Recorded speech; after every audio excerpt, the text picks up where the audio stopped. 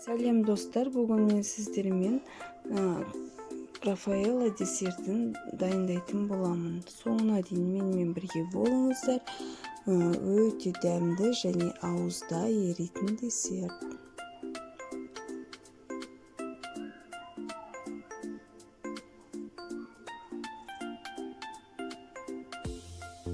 Бізге керегі творожный масса және кокос, түрлі түсті жаңғақ. Мен осы бір түрімен жасаймын. Сіздер өздеріңізге ұнаған жаңғақпен жасауға болады.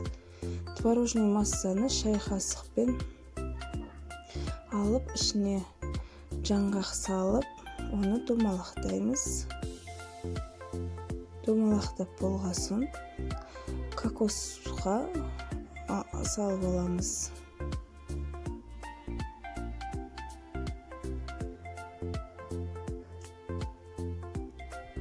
Міне осылай кокосқа салып аламыз. Қалған творожный массамыздың барлығын дәл осылай жасап шығамыз.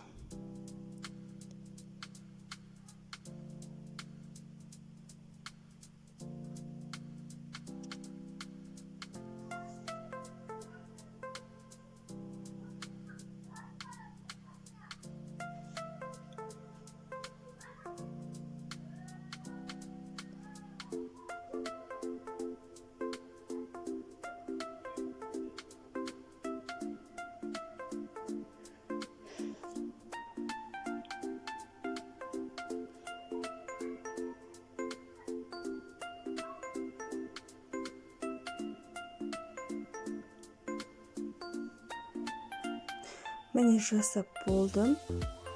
Енді бұны сразу жеуге де болады, или холодильникке 2 сағат қойып жеуге де болады.